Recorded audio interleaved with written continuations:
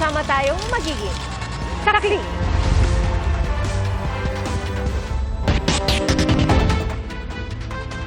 Nabalot ng itim na usok ang bahaging yan ng Mananga Bridge sa Talisay City, Cebu.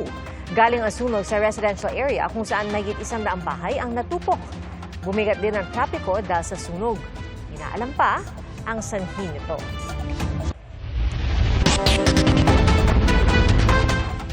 Sampung sasakyan ang nagkarambola sa Antipolo City, siyam ang sugatan. At saksi live, si Jamie Santos. Jamie? Pia, nawalan umano ng preno ang dump truck na naging sanhi ng karambola ng mga sasakyan dito nga sa kahabaan ng Sumulong Highway dito sa Antipolo City. Nagpaikot-ikot ang kotse na yan matapos itong masapol ng isang dump truck sa barangay Mambugan, Antipolo City. Matapos mabangga ang kotse, nasapol naman ng truck ang kasalubong nitong wing van. Sa lakas ng impact, wasak na wasak ang harapang bahagi ng parehong truck. Galing Antipolo proper patungong Masinagang dump truck nang mawalan umano ng preno na bahagi ng Sumulong Highway. Hindi rin umano gumana ang air brake nito dahilan sa pagsuro nito sa iba pang sasakyan. Bali doon po sa may Francisville po, doon na po siya nawala ng preno. Yung air brake niya po doon pumutok na. Then yung unang nasalpok niya na motor, dalawang mag-asawa po siya. Bali ang naging brace niya po sa pangyayari yung wing van. Siyam ang sugatan sa karambola ng 10 sasakyan. Sa mga pangyayari na yon, maraming involved. 3 motor, dalawang kotse, 2 badya na pampasada. Yung iba po dinala sa ospital. Especially po yung dalawang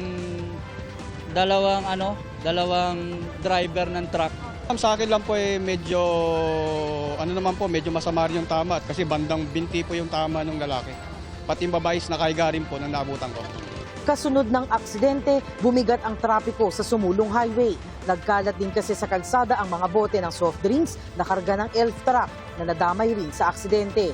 Agad namang naisugod sa ospital ang lahat ng sugatan. Ilang metro mula sa pinangyarihan ng karambola, isa pang karambola ang nangyari. Sangkot dito ang isang elf truck at 3 kotse.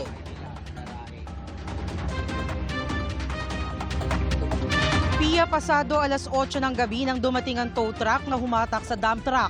Lumuwag naman na ang daloy ng trapiko matapos maialis ang dump truck. At live mula rito sa Antipolo para sa GMA Integrated News, Jamie Santos ang inyong saksi. Nasawi ang siklistang nabangga na SUV matapos umiwas sa nakaparadang van pero tinamaan pa rin ng bumukas na pinto. Ang isang motorcycle taxi naman sumemplang at tumama rin sa 2 SUV. Saksi si Chino Gaston. Sa kuhang ito ng dashcam ganinang umaga sa bahaging lampas ng Shaw Boulevard Tunnel sa Mandaluyong City, kita ang pagsemplang ng motorsiklo ng isang ride-hailing service matapos bumangga sa isang SUV.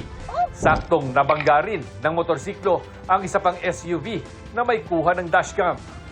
Humandusay sa kalsadang rider at angkas nito at pareho silang nahirapang huminga at kumilos.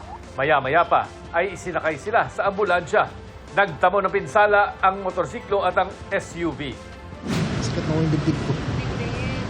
Masakit na po talaga, masakit na. So si rider po, nasanggi siya nung kabilang sasakyan, dun sa right lane. Tapos nung nasanggi siya, kumabig siya pakaliwa, sakto nandun yung sasakyan ko, padaan ako. Tumama siya dun sa harap ng sasakyan ko. Kaya yun, tumalsik siya. Hindi na nakuna ng pahayag ang driver ng unang SUV na nabangga ng motorsiklo. Alas 3 ng hapon naman kahapon, pumarada ang puting van na ito sa bike lane sa Barangay Kapitolyo sa Pasig City. Mabagal ang daloy ng trapiko habang nagbababa ng mga i-deliver na tubig ang driver at kasama niya. Maya-maya pa, isang nakapulang siklista na nasa bike lane ang nag-overtake sa isa pang siklista at tila umiwas sa nakaparadang van. Pero biglang bumukas ang pintuan kaya tinamaan pa rin ang nakabisikleta. Pagkadaan ng ating biker po, nakabump siya doon sa likod ng nakabukas na pinto. Yeah, opo. Tapos that's the time po na tumalsik po siya sa lane na kung saan po dumadaan din po yung Montero Sport. Nasagasaan at dead on the spot ang 36 anyos na siklista na pauwi na sana sa Cainta, Rizal mula sa kanyang trabaho.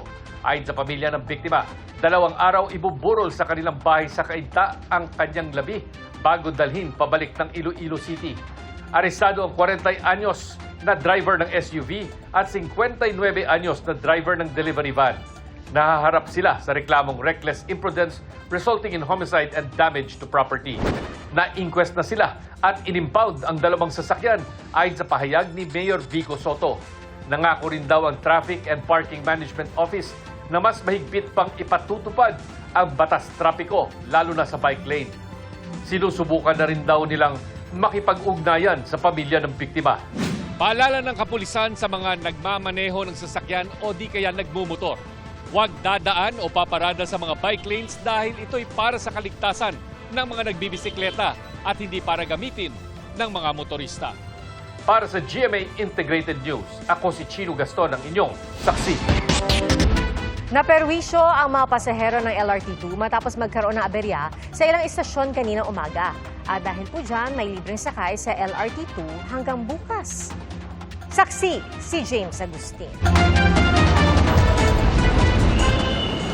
Imbes na alas 5, alas 6:45 na nagsimula ang operasyon ng tren sa LRT2. Ang biyahe limitado pa sa Cubao hanggang Recto at pabalik. Kaya umaga pa lang nakonsumi agad ang mga pasahero. Malaki ang bala kasi malilate kami sa office. Malilate ako sa trabaho, siyempre medyo negative impact sa kumpanya ko yon.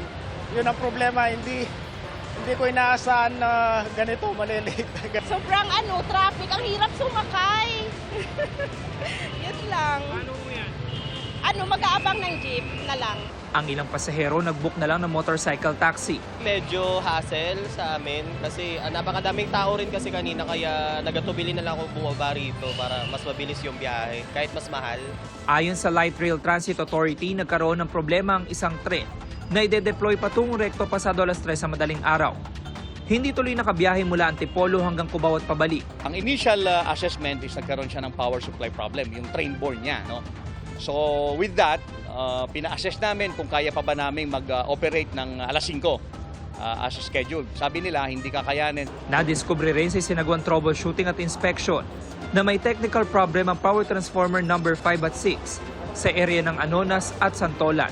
Yung rectifier or transformer, ito yung nagko-convert, nagpa-process ng supply galing ng Meralco. Yung power supply natin galing ng Meralco, ipaprocess nitong transformer para magamit naman na pagpapaandar ng ating mga tren.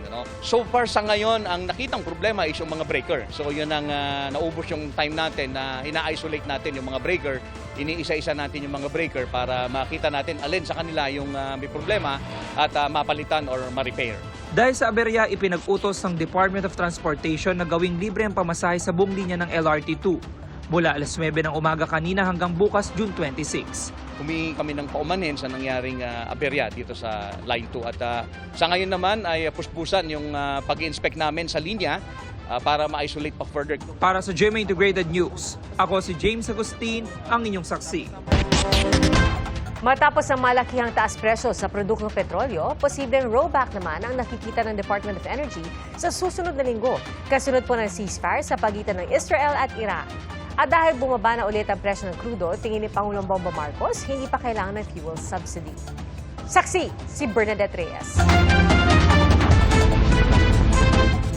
10,000 piso ang katapat na multa sa kada pump na hindi tama ang sukat ng dinidispense na petrolyo.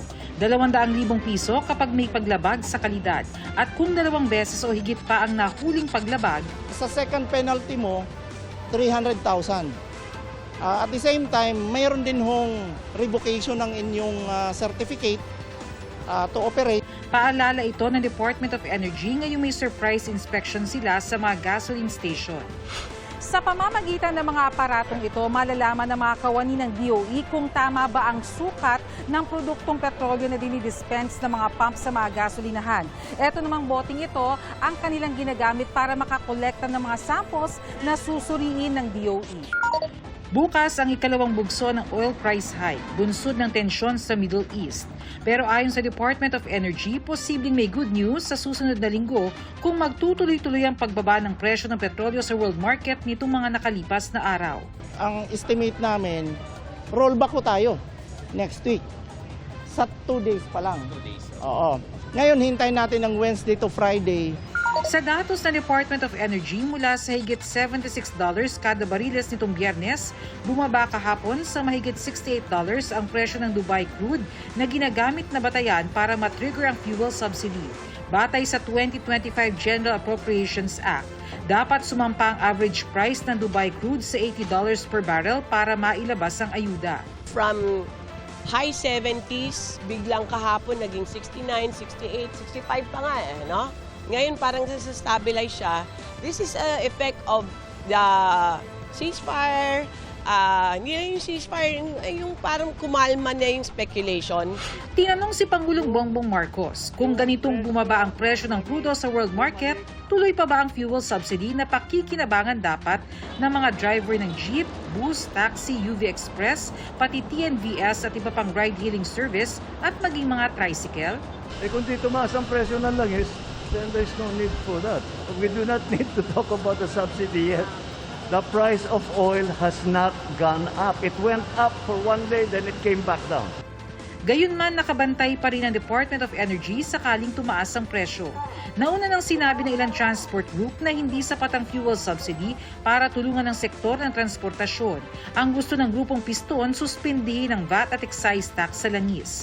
Pero sabi naman ng DOE, kailangan amyendahan ng batas para riyan.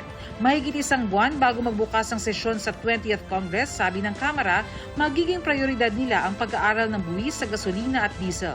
Importanteng mabigyan din to ng tugon sa 20th Congress. So, kung sa pagsuporta ay kailangan mapakinggan kung ano-ano yung mga factors na kailangan para matugunan yung pagpigil ng pagtataas ng mga presyo ng bilihin. Sa Senado, isusulong daw ni Senate President Chis Escudero ang pag-amyenda sa batas para mabigyan ng standby authority ang Department of Finance na ibaba ang VAT kapag tumaas ang presyo ng petrolyo. Pero ngayon naka-adjourn ng Kongreso. Ang pwede sigurong gawin o mangyari para sa akin ay pag-aralan habang recess ang Kongreso. Kung may mga tariff o duties pa na binabayaran, pwedeng tanggalin muna yon para hindi gaanong tumaas ang presyo sa panahong ito. Para sa GMA Integrated News, ako si Bernadette Reyes, ang inyong saksi. Mga kapuso, maging una sa saksi. Mag-subscribe sa GMA Integrated News sa YouTube para sa iba't ibang balita.